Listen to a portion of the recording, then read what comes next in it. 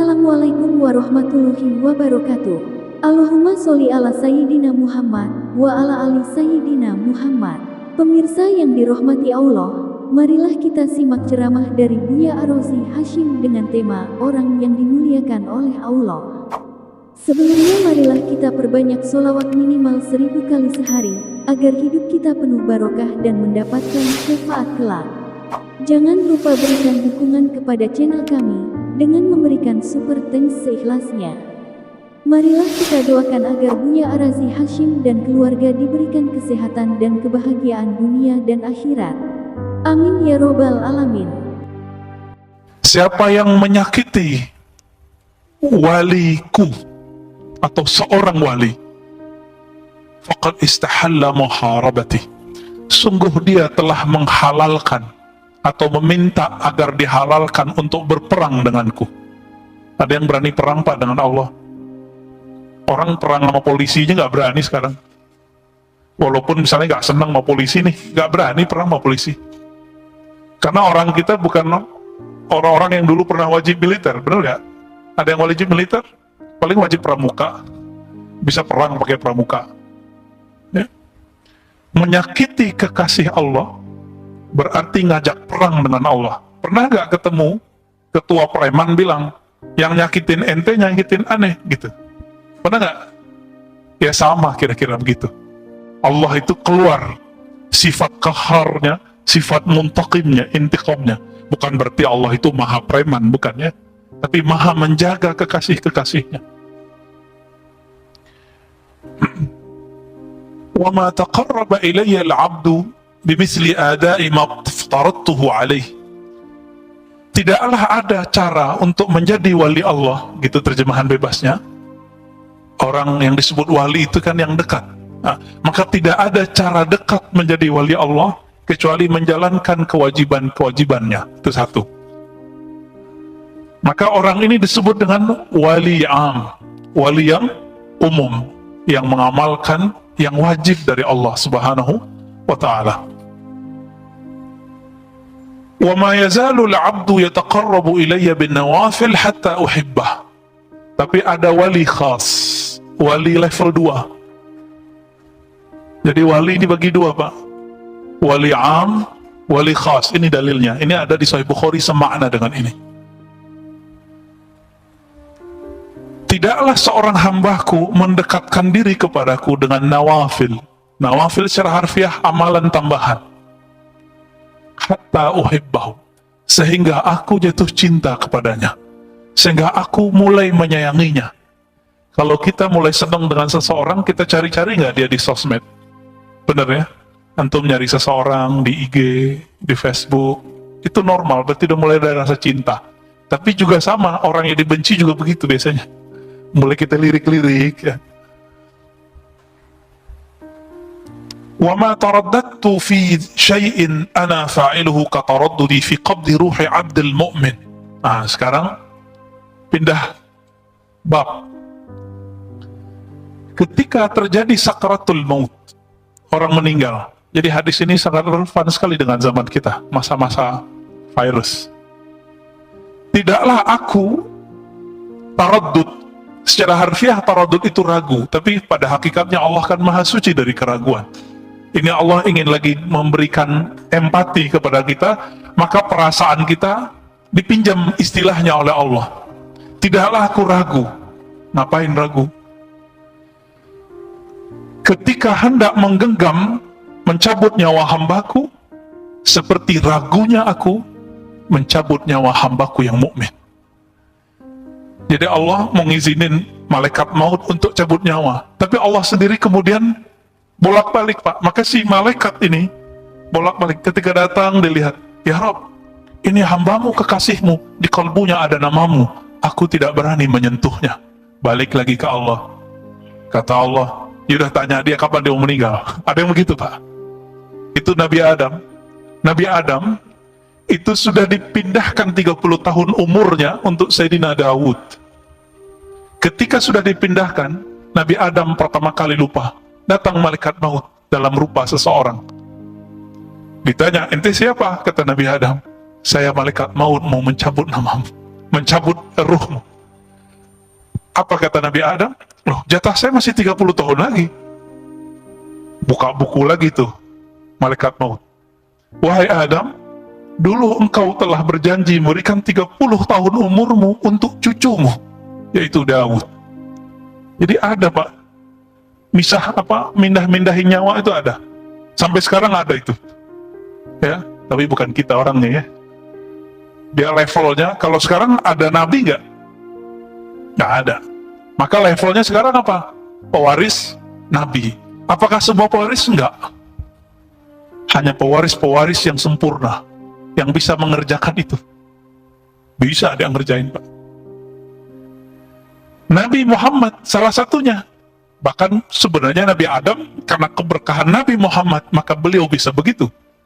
Tidak hanya itu, matahari mau terbenam itu ditahan oleh Nabi Shallallahu Alaihi Wasallam. Sayyidina Ali radhiyallahu taala anhu hendak mau sholat. Sholat apa tuh? Sholat asar. Matahari sudah mau terbenam. Mengadu kepada Rasulullah, ya Rasulullah, saya belum sholat asar. Apa kata Rasulullah? Ya Syams, wahai matahari, tahan. Ditahan Mbak. Itu namanya hak jaiz. Maka Nabi punya 4 sifat wajib, 4 sifat mustahil, 1 yang jaiz. Jaiz itu jarang dibahas orang. Apa artinya jaiz?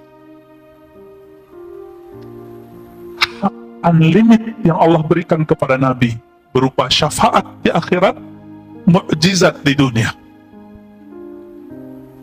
Syafaat di akhirat, mukjizat di dunia. Ada nggak hari ini yang bisa manggil pohon? Nggak ada kan? Itu karena Nabi punya hak jaiz, bisa manggil pohon. Ya nakh ta'ali, wahai pohon kurma, kemarilah engkau. Itu karena Nabi diberikan hak jaiz. Haknya jaiz Nabi unlimited.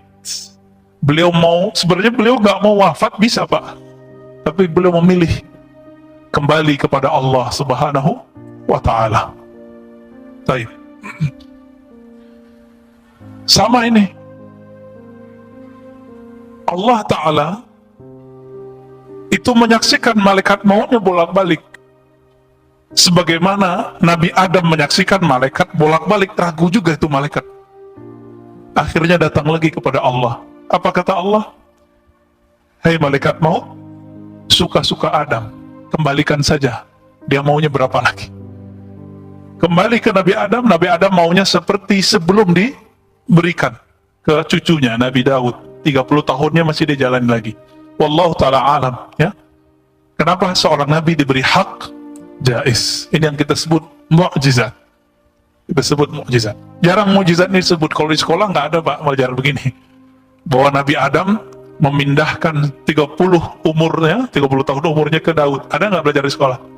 Nggak ada, padahal di Sahih Bukhari ada. Guru-guru agama kita nggak ngupdate, soalnya nggak ngaji Sahih Bukhari.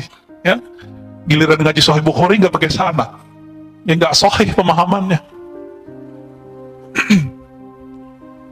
Li'annahu yakrahul maut wa akrah masa'atahu wa labudda lahu minhu. Kenapa seorang mukmin membuat Allah ragu? Ragu tanda kutip, bukan ragu hakiki. Ketika mau dicabut nyawanya, karena si hamba ini masih benci dengan kematian, nggak suka dengan kematian. Itu sebabnya saya pernah ketemu masyayikh saya dulu, ya.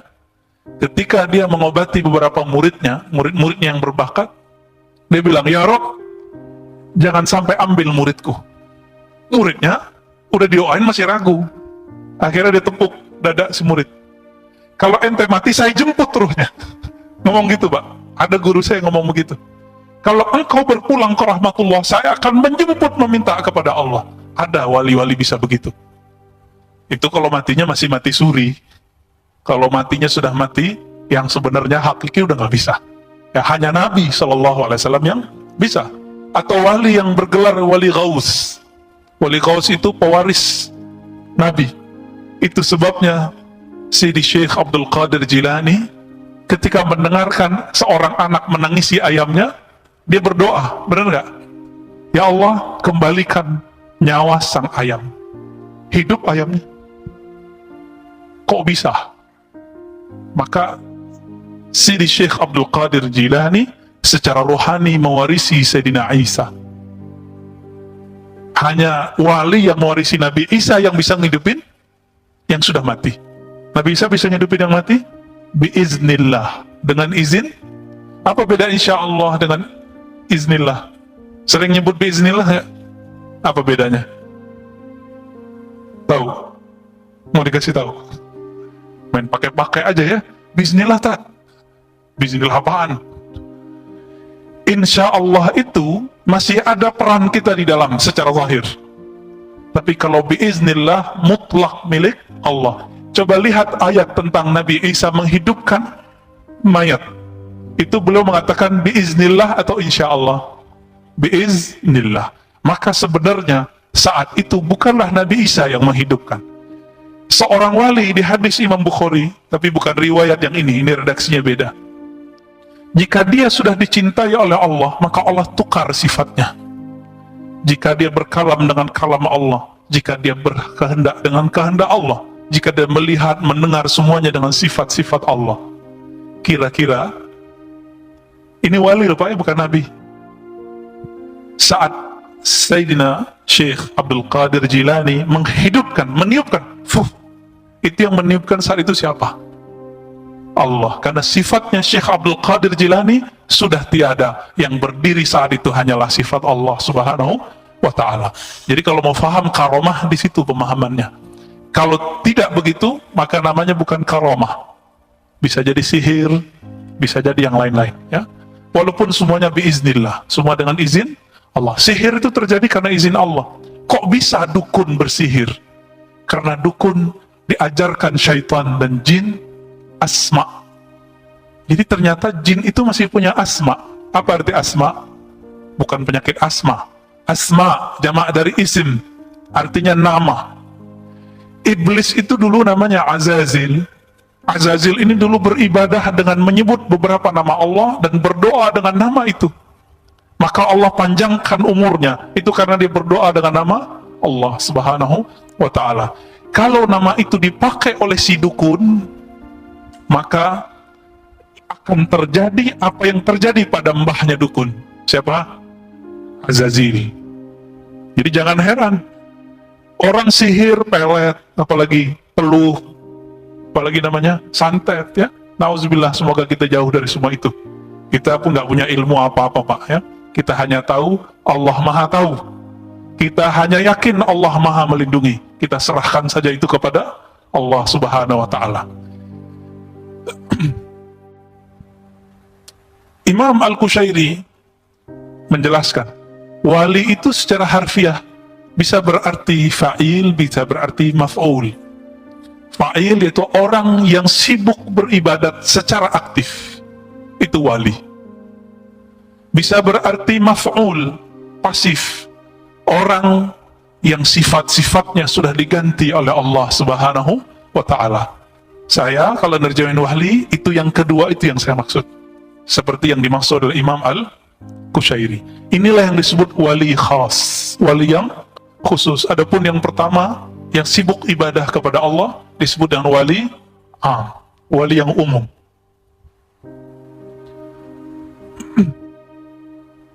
Apakah wali itu mesti seorang yang terjaga dari dosa? Enggak. Jadi siapa yang meyakini wali terpelihara dari dosa, maksum, maka dia sudah keliru. Akidahnya menyimpang. Seorang wali hanya mahfuz. Qalbunya dijaga Allah, fisiknya belum tentu dijaga Allah Subhanahu wa Ta'ala. Sehingga Imam Junaid pernah ditanya, apakah seorang wali bisa bermaksiat? Jawaban beliau, itu kehendak Allah. Maksudnya apa? Seorang wali tidak bisa mengatur dirinya untuk tidak maksiat, karena itu sudah takdir dari Allah. Tapi seorang wali ketika maksiat, dia tahu cara kembali kepada Allah. Ini bedanya wali sama bukan wali. Ada nggak wali tambah tersentuh dengan maksiat? Banyak. Makanya banyak orang yang sombong dengan taatnya. Itu kalau Allah melirik orang ini akan dibiarkan oleh Allah sejenak bermaksiat. Ketika dia bermaksiat, Allah ambil lagi, Lalu dia sadar, ya Rob, ampunkan aku, dan dia bisa nangis. Makanya kadang-kadang kita yang merasa banyak ibadah ini, Allah jebak Pak dengan takdir-takdir yang kadang-kadang kita nggak sadar bahwa kita sudah maksiat. Ya. Jadi jangan GR dulu kalau sudah beribadah. Ya, belum tentu jadi wali. Ya. Kadang-kadang ada orang jadi wali bukan karena ibadahnya, dan itu sering, tapi karena dia meniru sifat-sifat Allah. Ada seorang wali, dia pakai kedinginan Pak, musim dingin, subtropis. Negeri subtropis itu dingin, hujan turun, berikut dengan saljunya. Tiba-tiba dia melihat ada seekor anjing, itu kedinginan. Bajunya, jubahnya dia buka, kemudian dia selimutkan itu si anjing. Malamnya dia bermimpi, Allah mengangkatnya menjadi wali karena dia menyayangi seekor makhluk Allah Subhanahu wa Ta'ala. Kisah ini kok nggak ada zaman Nabi? Emang nggak ada. Tapi sebelum Nabi ada yang lebih parah lagi. Seorang pelacur memberi minum seekor anjing. Sama itu. Maka si perempuan itu jadi wali Allah Pak langsung. Karena wali Allah itu pintunya satu, diampuni oleh Allah. Dan di hadis itu dikatakan Allah mengampuni si perempuan. Benar nggak? Maka dia diampuni, saat itu dia jadi wali Allah. Jadi jadi wali Allah itu gampang-gampang susah Pak. Ya, gampang-gampang susah, benar nggak? Jadi kadang orang beribadah 10 tahun nggak jadi wali Allah. Kenapa? Dia terobsesi dengan ibadahnya, pengen jadi wali. Nafsu jadi wali. Padahal tetangganya nggak makan, dia cuek. Ya. Satpam dia bentak. Ya. Cleaning service dia hardik. Orang tempat bekerjanya dia rendahkan. Sholatnya dahsyat, hafal Quran bisa jadi. Inilah yang Nabi katakan, dia hafal Quran tapi tidak tembus sampai ke relung dadanya. Makanya hati-hati Pak. Sekarang banyak program tahfiz, benar nggak? Itu bagus. Cuma hati-hati, karena Nabi juga mengabarkan nanti Khawarij, manusia tapi bersifat seperti monster. Mereka hafal Quran tapi hafalannya tidak tembus sampai ke kalbunya. Kenapa? Mereka mendulukan hafalan, tidak mendulukan iman. Maka saya mengajak, kalau masukin anak ke sekolah tahfiz, lihat gurunya. Gurunya mengajarkan akhlak, iman atau tidak, bersanad kepada Rasulullah atau tidak. Kalau tidak, nggak usah Pak. Jangan-jangan ini proyeknya Khawarij. Karena Khawarij ini menjadi komoditi musuh-musuh Islam. Yang buat ISIS siapa Pak? Ya mereka. ISIS itu hafal Quran, baca la ilaha illallah, benderanya la ilaha illallah. Tapi berapa ribu ulama dan umat Islam, bahkan mungkin sudah jutaan, itu mati di tangan mereka. Ya. Hafal Quran itu, baca la ilaha illallah itu, kalau nembak pakai takbir, Allahu Akbar.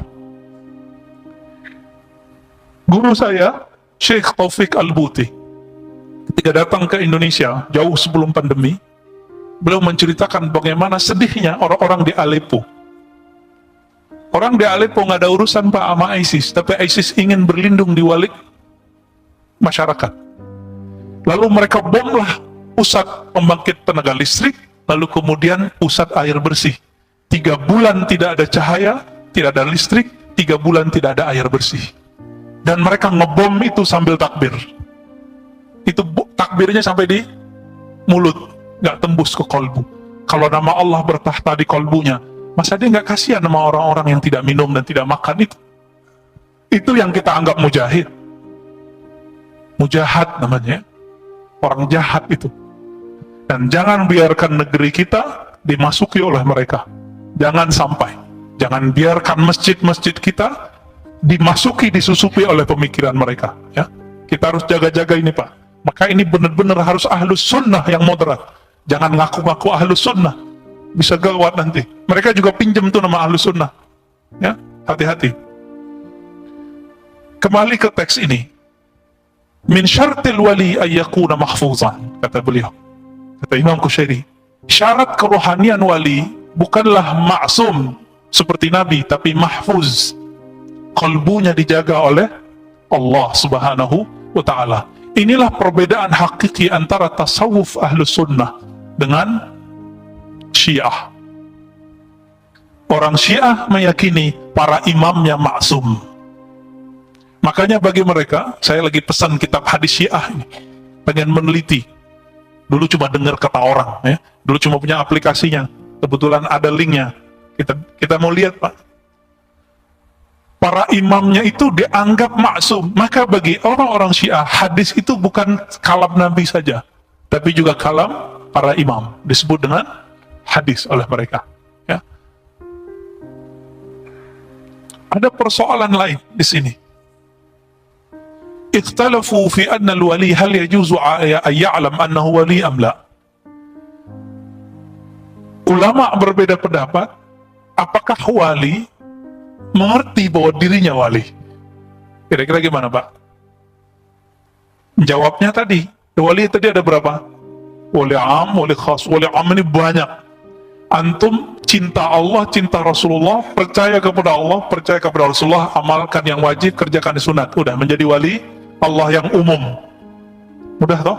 Buang kebencian dari kolbu, buang kesombongan dari kolbu. Semua kita punya kelemahan dan aurat, dan semua aib kita punya. Wali yang begini nggak sadar kalau dirinya wali. Tapi wali yang khas, yang Allah sudah ganti sifatnya, masa dia nggak tahu kalau dia wali? Pasti dia tahu dirinya wali.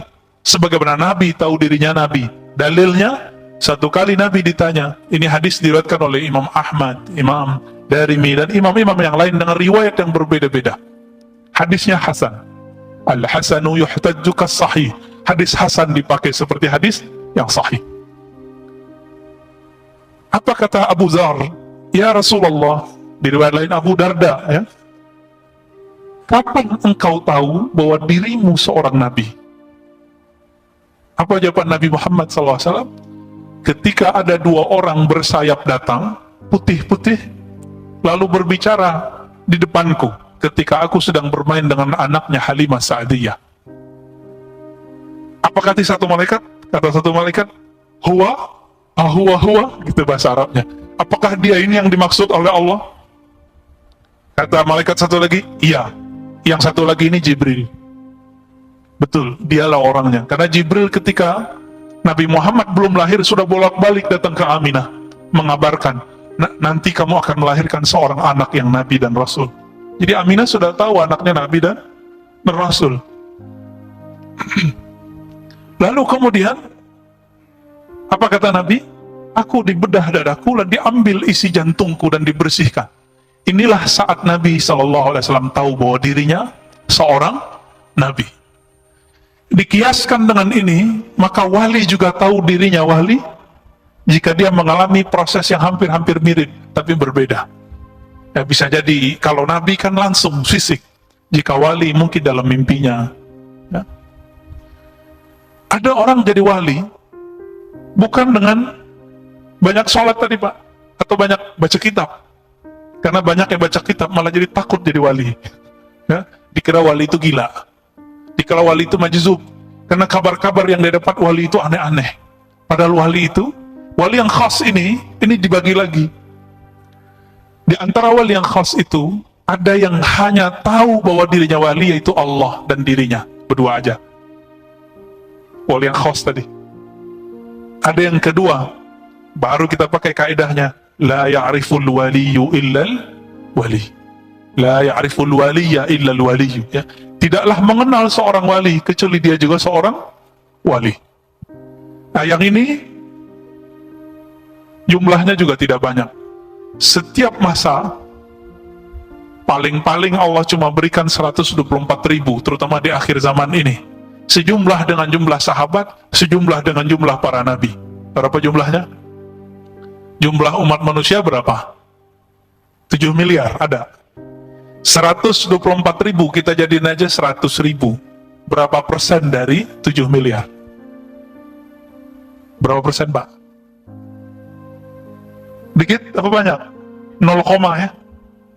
Berarti yang dari kekasih Allah cuma 0, sekian. Maka kita nggak boleh GR juga, Pak, kita wali apa bukan? Ya.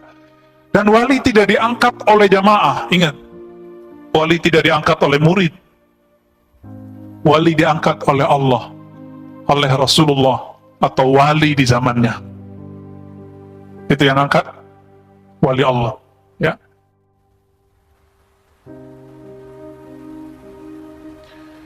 Lalu ada persoalan baru lagi di kitab ini. Apakah seorang wali mesti punya karamah? Keramat bahasa kita.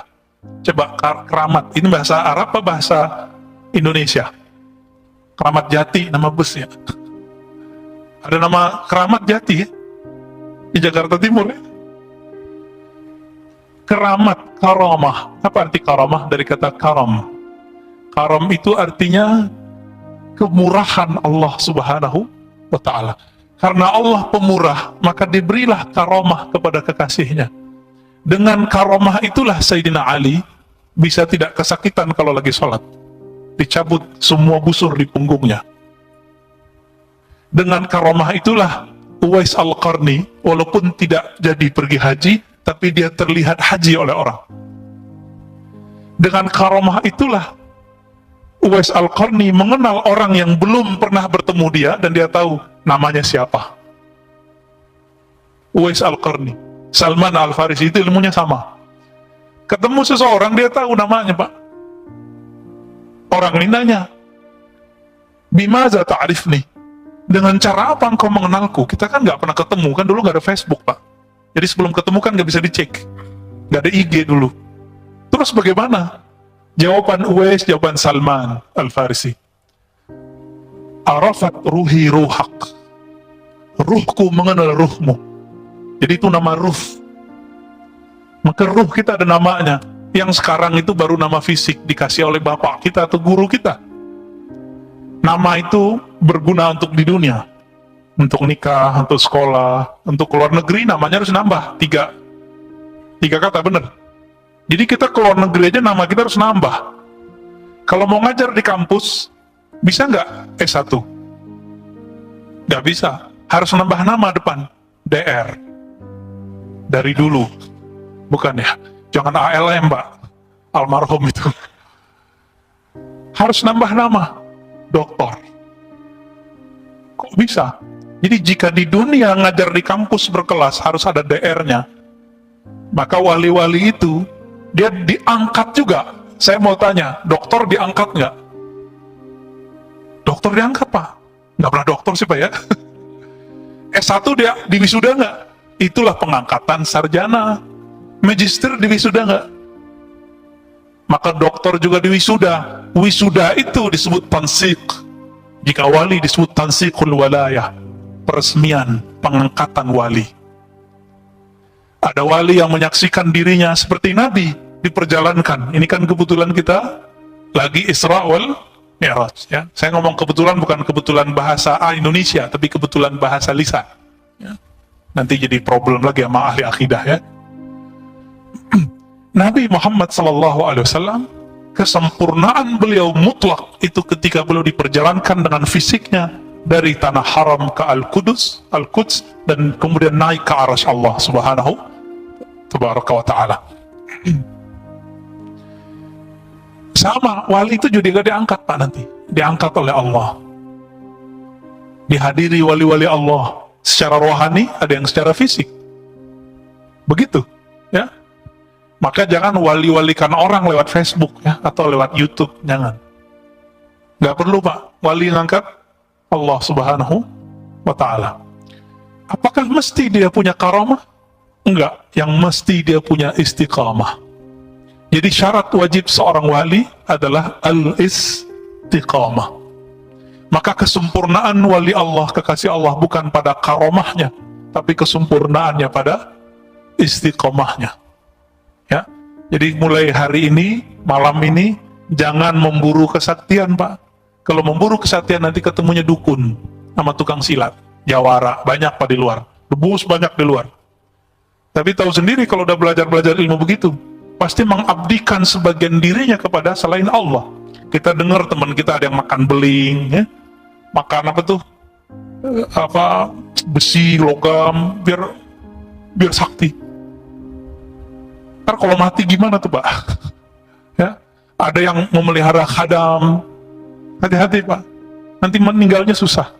Kita sudah menyaksikan beberapa teman-teman kita belajar thariqah sufinya banyak, zikirnya mungkin sudah ratusan juta kali, tapi dia menyimpan satu ilmu buruk dalam dirinya, ilmu debus. Ilmu debus ini kan ada dua, ada yang lewat jalur auliaullah, namanya karamah. Ada yang jalur auliaus syaitan, dia mengambil jalur ini dan gak pernah dibuang. Apa yang terjadi? Meninggal susah. Orang sakaratul maut terlihat 5 menit Pak, tapi itu bagi dia mungkin sudah 50.000 tahun rasanya. Jadi kalau ada ilmu-ilmu begitu, tobat kepada Allah, minta, ya Allah ambil ilmuku, udah insya Allah Allah akan ambil. Ya, kasihan kita punya badan ini, nanti ruhnya tergadai terus. Na'udzubillah min dzalik. Kenapa? Karena wali tidak mesti punya karamah, tapi wali mesti punya istiqamah. Jadi kamalul wali bil istiqamah, la bil karamah. Kesempurnaan seorang kekasih Allah dengan istiqamahnya. Istiqamah itu bukan rutin tiap hari, tiap malam sholat 1000, bukan. Istiqamah itu terbagi dua, istiqamah zahir, istiqamah batin. Yang dimaksud istiqamah di sini dua-duanya, tapi jika tidak cukup yang di dalam kolbunya. Istiqamah batin. Apa istiqamah batin? Ala bidzikrillahi tatmainnul qulub. Kecuali hanya dengan menyebut nama Allah, kalbu jadi tenang. Maka syarat wali ayyazkurullaha ala kulli ahyani. Dia senantiasa menyebut nama Allah di kalbunya. Tapi kan kita putus-putus Pak. Maka kita doa, coba doa ini dipakai. Sudah hafal. Allahumma inni ala zikrika. Ya Allah, bantu aku menyebut nama. Karena kita tidak sanggup menyebut nama Allah, karena nama Allah itu berat. Ditimbang dengan langit dan bumi, itu nama lebih berat. Itu sebabnya, Bapak selamatkan Allah, jika dengarkan kajian penceramah, ada ceramah itu yang berat tembus ke kolbu, ada yang kok melayang di telinga hilang. Itu karena si yang bicara di kolbunya ada nama Allah atau bukan nama Allah. Cuma itu. Yang dikalamkan sama, tapi kenapa efeknya berbeda di kolbu kita? Karena di kolbunya ada nama Allah. Semoga Allah melirik kalbu kita dengan rahmat dan ridhonya. Jam berapa Pak Isya kita? Ini pakai peraturan baru Pak yang lama nih? Ada tanya jawab? Azan dulu ya? Azan dulu langsung tanya jawab. Baik.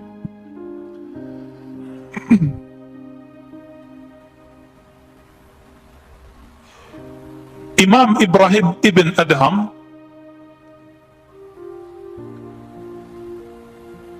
bertanya ke muridnya, atuhibbu an takuna waliyan? Maukah kamu jadi wali? Mau nggak jadi wali? Nih beliau lagi ngomong nih misalnya nih, mau nggak jadi wali? Mau. Yang bisa memandang Allah nanti cuma wali Pak. Yang bisa naik Firdaus al-A'la itu cuma wali. Mau nggak jadi wali Allah? Jangan takut jadi wali, antum nggak akan gila. Yang antum dengar itu wali kok kayak orang gila, itu bukan gila, namanya majzub. Itu bukan gila Pak ya. Lalu kemudian orang itu menjawab, "Na'am." Apa kata beliau? Nah, kata beliau ini kita dengarkan setelah azan ya. Ketika beliau bertanya ke muridnya, "Adakah engkau pengen jadi kekasih Allah?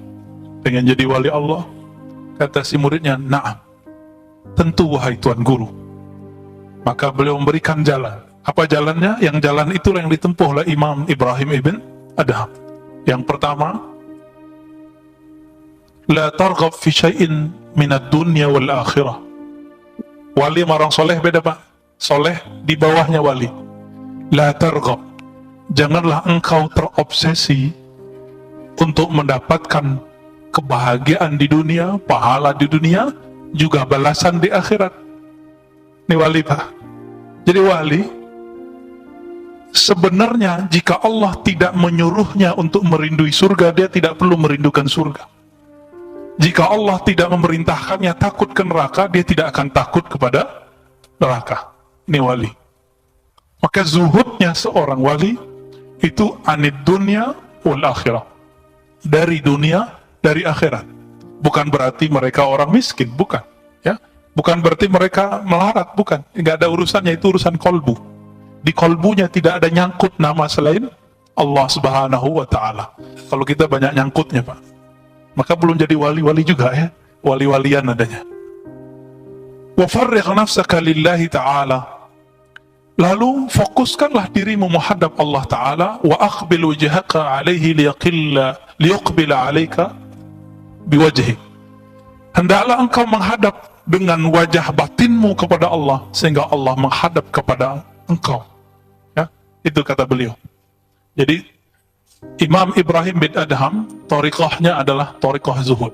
Tapi zuhud bukan hanya zuhud dunia, juga zuhud akhirat. Banyak orang suka umroh, suka haji, suka tahajud, tapi selalu terobsesi sama dirinya supaya bisnisnya lancar. Benar nggak? Saya sedekah supaya nanti Allah balas. Ya, thariqah matre. Ya, boleh nggak? Boleh. Cuma nggak bisa jadi wali, hanya bisa jadi orang soleh.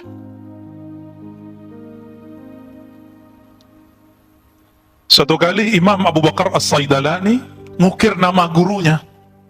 Nama gurunya Abu Bakar At-Tamastani yang sudah meninggal. Mau buat apa? Batu nisan. Setiap kali dia buat, besoknya hilang. Dia buat lagi, besoknya hilang lagi. Akhirnya ditegur oleh seorang gurunya. Gurunya adalah Abu Yazid, ya, bukan Abu Yazid, ya, nggak disebutkan di sini. Abu Ali Ad-Daqqaq. Ya. Apa kata Abu Ali Ad-Daqqaq? Tahukah engkau, orang yang engkau ukir namanya di kubur itu ingin disembunyikan Allah, sedangkan engkau ingin membuatnya masyhur. Jadi banyak pak wali-wali itu nggak terkenal, maka orang nggak biasa ziarahi dia, karena dia merasa nggak pantas dia ziarahi. Tapi kata Imam Yahya ibn Mu'az Ar-Razi, Imam Salafus Saleh, yang dulu ngomong man arafa nafsahu faqad arafa rabbahu. Apa kata beliau? Al-wali raihanullah fil ard. Wali itu adalah wewangian Allah di bumi. Yashummuhu ibaduh, yang bisa dicium baunya oleh kekasih-kekasihnya. Jadi walaupun gak terkenal, tapi si wali pasti ada yang bisa mengenalnya. Jadi sang wali itu gak akan bisa sembunyi, kecuali wali yang disebut rijalul ghaib, wali yang gaib. Dan wali ini tidak banyak, jika dia mulai namanya masyhur, dia minta meninggal di sisi Allah Subhanahu wa ta'ala. Kita sempat tanya jawab, nggak usah ya, udah mau sholat. Kesimpulan kajian kita malam ini, Bapak Saudara, karena Allah, kajian kitab ini ingin mengajak kita supaya menjadi kekasih Allah Subhanahu wa ta'ala. Dan kekasih Allah itu urusannya bukan pada penampilan yang zahir, tapi itu pada urusan qalbu, urusan batin. Maka tambahlah kenal kepada Allah, perbaiki qalbu kita, maka kita akan jadi kekasihnya. Wassallallahu ala nabiyina Muhammad. Assalamualaikum